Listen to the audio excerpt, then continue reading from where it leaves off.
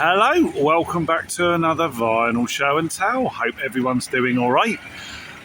So I'm doing a crate digging video today. I'm out and about. I'm visiting some shops that I've never been to before. I've just arrived at Barnham station, which is in West Sussex. Station's right behind me, and there's a shop here. I think it's actually, for some reason, the name escapes me right now. I think it's just literally called Barnham Vintage Vinyl. Anyway, never been before, but I've had my eye on it, and because it's, not too far away from my house, I thought I'd check it out. The plan is today to go and visit that one, hopefully pick something up, and then I'm going to travel down to nearby Bognor, where there is another shop or two, which I'm going to visit. So stay tuned, let's see how I get on. Right. There's the shop. If you can see it, it's just that little shop there. Now there's a sign outside, so it does look open. It's supposed to open at 10, and I'm a little bit early, but it does look open. There's the station. There's the shop. And this was kind of part of the appeal coming here, because it was just literally hop on a train, get off, and there you have it. There's not actually that much travelling at all. So let's check this out. Looks a really inviting place, this, doesn't it? Very small looking, but size isn't everything, as we know. Right, taking the very short trek back to the station. Yes, good shop. I like that. I didn't get footage inside. I didn't actually ask. The reason I didn't is because he had music playing in there. He had it quite loud, and I do worry about YouTube and the kind of copyright issue that might come up. The music was madness, and I don't know if Suggs and his brand of Merry Men would allow his music to be broadcasted on my video, so I didn't get any footage. However, the shop itself, it's like a TARDIS. It goes right back. It's certainly bigger on the inside. It looked like a little broom cupboard from the outside. But the chap knocked a couple of quid off. He was very friendly. Prices, I'm not bad on the whole. There are a few bits I thought were a little bit overpriced, but then I saw bits in there that I thought were quite cheap. So I would say really they're sort of, on average, good, but just a little bit all over the place. But yeah, there was a good stock. There wasn't anything particularly sort of mega obscure. An awful lot of classic rock, things like that. But well worth a visit. So if you're down in the south of England, it's worth coming here. So right, onwards. Okay, so here we are at Barnham Station. So, just a word, this works out rather good for me because I'm now going to Bognor Regis, and if you're coming in from Portsmouth, you have to change here anyway. So it was a case of change trains, leave the station on my ticket, which you are allowed to do, that's absolutely fine, and then come back, make the change, go to Bognor. As per usual, as if you live in the UK now, if you want to catch a train, it's going to be delayed, and what would have been a really nice connection, I've now got to wait about 20 minutes, but that's railways in the UK for you. First world problems, never mind. I think there's a coffee shop here, so I might grab a quick, cheeky little coffee while I wait. Right, Bognor Regis Station. I haven't been to Bognor Regis since I was a young lad, because not too far away is a Butlins holiday camp. So I used to come for days out, and we did have a holiday. We were talking about like 1982, I think. But anyway, so there's the station. If you look very closely, in fact, I'm just going to film myself walking here. This is how close it is. If you look, you can just see the record shop there. It's in yellow.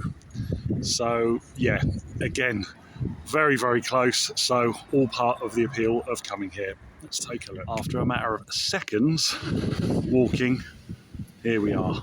And you can see it is open. Fantastic. Right, let's do it. Okay, Straits Vinyl Records in Bognor are inside. So, collectibles, everything across the board really, here on the wall.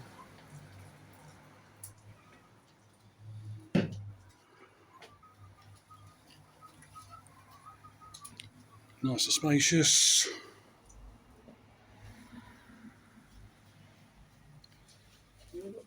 and it goes back there as well. So yeah, I highly recommend it. Okay, that's me all done.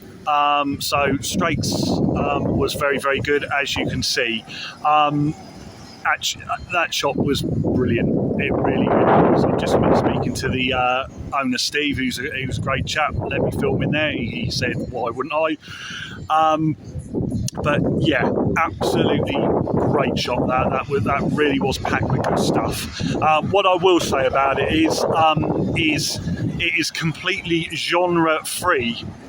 The albums he does in there are A to Z, and all the albums are just A to Z. So if you're going to go in there, which I recommend you do if you're in the south of England and you fancy a little trip down, you do have to kind of make time, because if you want to look through and find that gem you're looking for, you have to go through pretty much every album he's got, because he doesn't separate any genres. But what was the genres that were stocked in the kind of single A to Z section, which spanned the shop, were great. There was a bit of everything in there. Classic rock, prog rock, psych, jazz, blues, indie, soul, everything really, yeah. And all the prices were absolutely great. It really was. Consequently, now I was considering going to a third shop today. There's another shop that's a bus ride away here in Bognor, but I did buy quite a bit in Straits there, and I'm approaching my upper budget, and I just think enough is enough. Yeah, I've got a cool time today. That is enough. I've done very well, as you can see. So I'm going to go back to the station behind me, head home on the train, and we'll have a look at what I bought. Okay, so back home, a good day was had. Nice short journey, really. It's it's a little bit easier than when I do my London trips. It's only a much shorter time on the train. So anyway, without further ado, let's show what I bought. I'll start off with Barnham vintage vinyl. Earlier in the video, I couldn't remember the name, could I? And it's in Barnham, and it's simply called Barnham vintage vinyl. As I say, it's a pretty good shop, and I got a couple of bits there. First of all, I've been showing a few Neil Young albums of late.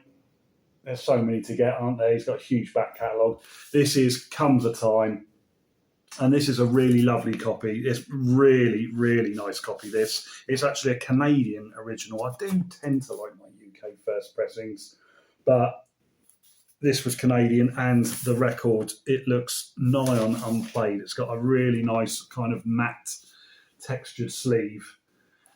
And it was £10. And Neil Young, I think Neil Young albums, really, they seem to be going up in price quite a bit. A lot of the time, they're kind of going 15, 20 and beyond. So to get such a nice copy for £10, I was quite pleased with. I couldn't pass that one up, and it's one that I do not have. I've never actually heard it before. So yeah, nice for the collection. And then we got, from their wall, Fleetwood Mac 1969 album called Then Play On. Now, this is an upgrade copy. I've had an original press of this for many years. I bought it years ago at a car boot fair. I only paid £3 for it. And it's not bad condition, but it is quite crackly. So I've been after an upgrade. This one cost a bit more, but he did knock a couple of pounds off. It's original pressing, UK press on that Steamboat label there. What's interesting about it is on the original outer sleeve, plastic sleeve that he had up on the wall, he graded the record as excellent, which I'm like, it's a couple of hairlines, but it's a nice clean copy, so I'm like, that's accurate. But I noticed he graded the sleeve as fair, and I was like, oh, that's a shame. Well, what's actually wrong with it? And I asked him, can I have a look? Took it out, had a look. I mean, even on the camera, that's not fair, is it? That's VG+. There's a little bit of wear to the spine here. But apart from, tiny little bit of wear there, just a little bit of creasing. But when you think of fair, I mean, that's generally very bad, isn't it? I was expecting it to have a huge piece missing or an enormous tear or some water damage. Yeah. normally a fair is trashed, but I don't quite know where he's got that grading from. But anyway, that doesn't matter. You can grade a sleeve by eye alone, can't you? So, that's at least a VG. So there we go. Good couple of purchases. Nice start. As I said, Strake's Records in Bognor was brilliant. Out of the two shops, I think I did prefer it, and it's certainly one. I might go back to Barnham Vintage Vinyl, but Strake's I will be returning to. Not until next year. I've got to. There are other places I want to go, and I've got to keep things under control. You know what it's like. So first up from Strake's. This was the first album I came across, and I'm like, I've got to have it. Okay, I mean, this obviously it needs zero introduction at all. It's the Beach Boys' Pet Sounds. I will hang my head in shame. I've never owned a copy of this, ever. I've heard it. I heard it years ago, and I was kind of like, it's okay. I'm talking really like many, many years ago. But I know it's a seminal groundbreaker of an album. And ever since then, tastes have expanded, and I'm like, I'd like to get hold of a copy. The issue, I mean, as nice as a UK first press would be, they don't turn up in good condition. I know, every time I see one, they're knackered. So the kind of release that I had my eye on was a UK second pressing, and this is on the green Target label. And this is it's got a couple of spindle marks. It can't have been played more than a couple of times. It is such a tidy copy, and usually sells for a bit more than the £22 price tag that was on it. Normally, if I look on, this issue does not turn up much anyway. The sort of mid-70s pressings, I don't think people were buying a lot of Beach Boys vintage albums in the 70s. But yeah, this I think is probably worth more. So I'm pleased to get that. Pet Sounds, nice 70s pressing. Okay, this one I had to have. This is Pentangle. It's called Solomon's Seal. This is a UK first pressing with the insert. Now, over the last couple of years, I've seen this. I've seen a couple of copies.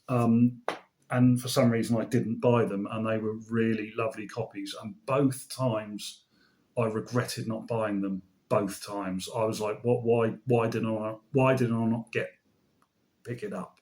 The last copy I saw was in an Oxfam about a year ago, and it was £20, and it was immaculate.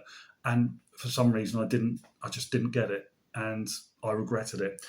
This one was 22, and I would say the sleeve is just below immaculate. It has got a name written on the back, but I won't lose sleep over it. It's got the original insert, but the record itself, it's on original Mustard Reprise label. I just double checked. I checked in the shop. Yeah, the record looks to have been. It's got one spindle mark on it. I reckon it's been played once. I really do. The name on the back is Philip White, September 72. So I don't quite know why you put your name on there, Phil, but well done for looking after the record, because that is absolutely immaculate. I imagine he either played it once and didn't like it, or taped it. Who knows? People sort of wonder why, how do these records get in such bad condition? Sometimes it gets talked about. I often wonder how records appear in such good conditions that are 50 years old. It is incredible, and obviously great for us. Okay, next up is a budget compilation. It's called Jules and Brian, and it is by Julie Driscoll and Brian Auger. This is, I like both Brian Auger and Julie Driscoll, and this is a compilation of their early singles from kind of, mid 60s. As I understand, it's probably more sort of, swinging London mod kind of sound to it. But it's quite easy to find, and I have seen it around, but every time it turns up, it's either too much for what I think it's worth, or not in good condition. This one was just £7 and is in immaculate condition. Absolutely immaculate. I'm just going to double check that it is. Yeah, apart from a tiny little hairline. Yeah, nothing wrong with that at all. That's on the blue and silver Music for Pleasure label. Flip black sleeves, so it's obviously an early pressing, probably pressed around pre-1971. But yeah, great to find that. £7. I mean, you can't go wrong for that, can you? You really can't. Oh, this is a good find. This was a very good find. Okay, this is by a band called Bronco, and the album is called Smoking Mixture. So I'm a fan of this band. Bronco were a kind of countryish rural band. I think they all lived in like a commune. I've got their 2 albums for Island Records, which are relatively well known, and I didn't buy them for years because I wasn't really into the countryish side of rock from that era. But they're great. They're really sort of, they're a little bit bluesy, a little bit psychedelic, quite heavy in places, but they've got that kind of real rural vibe. And they did a 3rd record on Polydor, and it kind of went off my radar. I kind of forgot it existed, and anyway, stumbled on it. I don't think I've ever seen one before. It's a great fold-out cover. There we go. Matches there. And despite a little bit of cover wear, the record's in lovely condition. So £17 on that one. I thought I had to have it. I have to have it. I don't know if it's as highly priced as the records on Island, because I know they're pretty popular. I do see them around from time to time. But a great scarce one. Bronco. Smoking Mixture. Wonderful. Okay. This was a good find. I found this right at the end. He had this in his new arrivals section. I always find if you look in the new arrivals section, there's always something in there, because I'd imagine a lot of the time they get snapped up really quickly. So this one is Hot Shots 2 by Beta Band. The only Beta Band I own, and I think I have shown it on the channel before, is a reissue of the 3 EPs, which is probably their most well-known release. And it's absolutely great. I've never heard any other Beta Band at all. Never heard any. But my wants list have contained other releases, and this one is one of them. It's original pressing. It's on Regal Records. Original inner sleeves there. I did have to sort of look this up. I had a little sly look on Discogs while I was in the shop, because I'm like, I'd rather have a sort of an original. I'm sure it is, but yeah, that's a good find, really. I mean, it's released in 2001, and records from that era, you don't kind of see them out in the wild, really. It's an era where people weren't really buying records, so they're actually quite scarce. But yeah, this wasn't mega pricey or anything. A little bit of wear to the cover, but the records look pretty immaculate. So great, yeah, good find, very good find. Nice cheapie record. This is an upgrade copy, because the copy I've got is pretty crackly. It is Cream's Live Cream. This is a posthumous release. They split up by the time this one came out. This is a fantastic release. They did a second one called Live Cream 2, very apt. The thing about Cream, I've always said, when it comes to, it's weird with Cream, because they're such a groundbreaking and influential band, but they were around. I think they had a lifespan of about 2.5 years. And the thing about Cream is that if you listen to their studio albums, people regard them as a sort of almost pioneers of, hard rock, which is true. But a lot of their studio albums I find they're quite psychedelic and a bit quirky sounding, really. They've got the riffs there, but they're not mega heavy. You listen to their live stuff, yeah, it's a different beast altogether. They were probably one of the very first bands, certainly in the UK, to do massive extended improvisations on their existing tunes, heavy up their material. This release is fantastic. It's got a lot of material from the first album, and yeah, you've got tracks like Sweet Wine, which on the first album is a 3 or 4 minute track. It goes on for a quarter of an hour here, and it is absolutely brilliant. I mean, the band, when they played live, they were absolutely on fire. And I just think it is these are vital releases, because to really hear what Cream is all about, you've got to hear the live stuff as well as the studio stuff. It is, it's as simple as that. So yeah, it was just £6. There's a bit of wear on the cover. I don't know if the cover I've got on my worn vinyl is better, so it's all the same issue, so I might have a little swap around, we'll see. But for £6, it's great. They had that in the first shop for a tenner, and I nearly bought it, and something told me no, and I'm so glad I didn't, because I got it for cheap in Straits. Okay, another upgrade. A firm favourite of mine is Deep Purple, 1973. Who Do We Think We Are? Brilliant record, underrated, really overlooked. It was, I think, made in Japan, which is an absolute monster of a live album, had just come out before it. And then shortly after this lineup fell out. Lead singer Ian Gillan went. They sacked Roger Glover off, or so it's been said. And I think it kind of got engulfed by the new David Coverdale lineup. But this has got some great tracks on it. And the opening track, Woman from Tokyo, is one of my best Deep Purple tracks ever. It's probably one of my best tracks ever. It's such a happy, feel-good song. It's wonderful. And the reason I got this, because it's better than the tatty copy that I've got. And this one is an absolute bona fide. I don't know if you can see that. It's the gramophone text on the rim. It's an A1B1 matrix, and it is Porcupine cut, so it's going to sound absolutely brilliant. Got the insert, and it was very reasonably priced. So I had to have it, because that is a great upgrade, and I've got a bona fide first press that's probably going to sound wonderful. So well happy to get that. Well happy. Who Do We Think We Are? Brilliant album by Deep Purple, and like some Deep Purple albums, it doesn't sell for a fortune, this one. So do look out for it. Okay, another upgrade, another replacement. Okay, this one is by Brunning Sunflower Blues Band. It's called Bullen Street Blues. So the background of this band, Bob Brunning, who's the bass player and band leader here, he was the original bass player for Fleetwood Mac.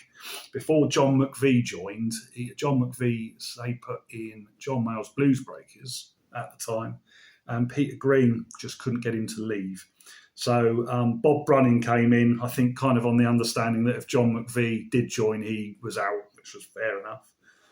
So when John McVie joined Fleetwood Mac, after John Mayall went too jazzy for his tastes, Bob Brunning formed his own band and recorded for the Budget Saga label, who I read recently were just a label, very budget label, who were looking for bands to just record cheaply and put records out. So he did it. The cover's a little bit tatty on this one, but the record itself, it's on Saga, as I said. I had a look, and despite being a budget label, it looks unplayed. Whereas the copy I've got is quite marked. So I thought I've got to grab this one, because I like this record. If you like late 60s kind of blues boom records with a real kind of quirky British lyric attitude, this is great. It's all original material, and they kind of sing about. They don't kind of sing like the American kind of subjects. It's bluesy but really British sounding. It's really great. And on this one, we've got on vocals there, I think that's him. You've got Pete French, who's a fantastic vocalist. He later joined Leafhound, Atomic Rooster, and Cactus. So yeah, you've got some good. Yeah, it's a really good record and not too difficult to track down. As I say, you'll never find a perfect pressing, because it was cheaply made on Saga, but there we are. But that looks as good as I'm going to get. Finally, and yet another upgrade. Caravan, for girls who go plump in the night. Brilliant record. The one I've got is a bit worn. It's been heavily played. It plays okay, but this one looked, to my eyes, it looked better. I don't know if this is a bona fide first issue or not. It's certainly an early one with the small Durham labels. But one thing I noticed, the nerd in me yet again, unlaminated sleeve, which is normal. It's unusual for this one because normally the sleeves I've seen for it are always laminated. So I don't really know. I don't know. Who knows? It's an early pressing. It's a lovely copy. It was priced nicely. I grabbed it. Brilliant album by Caravan. Not as quirky as their earlier releases. It's more, I'd say, a bit more heavy rocking. It's very different, very kind of different sound, but still a popular record by them and a really, really great one. So check it out if you can. Right, that's it. That's all. That's all from me. I've said it before, say it again. 2 great shops. Barnham Vintage Vinyl, pretty good. Straits Vinyl in Bognor, excellent. One of the, I can't wait to go back there. Really, really great. Brilliant selection, great prices, excellent. It's so good, and it's worth, train down to Bognor, you leave the station, it's right opposite. And it's open, I think, most days. I think Sundays and Mondays it's closed. So, yeah, give it a try if you're in the area. So, yeah, as always, thank you for tuning in. That'll be it for crate digging for a while. I've bored a lot. So I will be back with more videos in the future and some shorts as well as I'm listening to things. So, as always, take care and thank you very much for watching.